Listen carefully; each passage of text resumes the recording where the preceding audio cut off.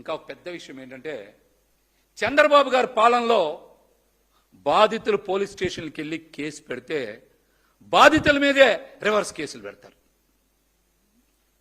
వాళ్ళ మీద అక్రమ కేసులు పెడతారు, వాళ్ళని వేధిస్తారు, నోరు విప్పితే దాడి చేస్తారు, దౌర్జన్యాలు చేస్తారు, ఇంకా మాట్లాడితే కేసులు పెట్టి జైల్లో వేస్తా ఉన్నారు. చెప్పండి, ఇది ఎంతవరకు న్యాయం చంద్రబాబు నాయుడు గారు? చెప్పండి. చంద్రబాబు గారి పాలనలో ఈ రౌడీలు, గోండాలు, సంఘ విద్రోహ శక్తులు రాష్ట్రంలో చెలరేగిపోతున్నారు. గోండాలు వెచ్చలవిడిగా తిరుగుతున్నారు. దళారులు, అవినీతి పరులు ఇష్టానుసారం భూములు దోచుకుంటున్నారు. చంద్రబాబు గారి పాలనలో ఇవన్నీ జరుగుతున్నాయి. ప్రజలు ఎన్నిటి మీద గగ్గోలు పెడుతున్నారు. మమ్మల్ని ఎవరు పట్టించుకునే నాదులు లేడని ప్రశ్నిద్దాం అనుకుంటే, మరి బాధితులకు అండగా నిలబడదాం అనుకుంటే వాళ్ళ మీద తిరిగి కేసులు పెట్టి జైలు వేస్తున్న చంద్రబాబు నాయుడు గారి నిజస్వరూపం ప్రజలకు అర్థమైపోయింది. చంద్రబాబు గారికి తెలిసిందల్లా ఒక్కటే, వైఎస్ఆర్సీపీ నాయకుల మీద అక్రమంగా కేసులు పెట్టడం, జైలులో వేయించడం, పైశాచిక ఆనందం పొందడం. అంతకన్నా మీరేం చేస్తున్నారా?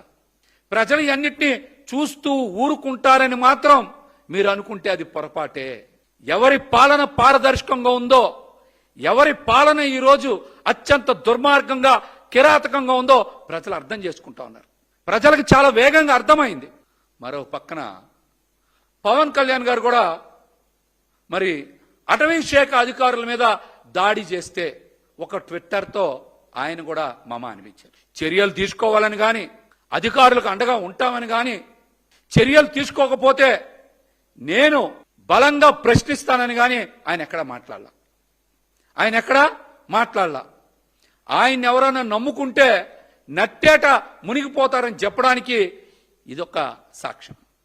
ఎందుకు ఈ మాట చెప్తా ఉన్నానంటే, విశాఖపట్నం స్టీల్ ప్లాంట్ అయినా, సుగాలి ప్రీతి కేసు అయినా ఆయన గతంలో ఏం మాట్లాడారో, ఇప్పుడు ఏం జరుగుతుందో మనందరికీ తెలుసు.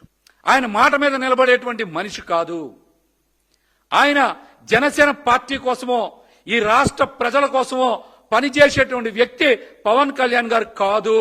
ఆయన వ్యక్తిగత స్వార్థ ప్రయోజనాల కోసమో, లేకపోతే చంద్రబాబు నాయుడు గారి కోసం మాత్రమే పనిచేసేటువంటి మనిషి పవన్ కళ్యాణ్ గారు.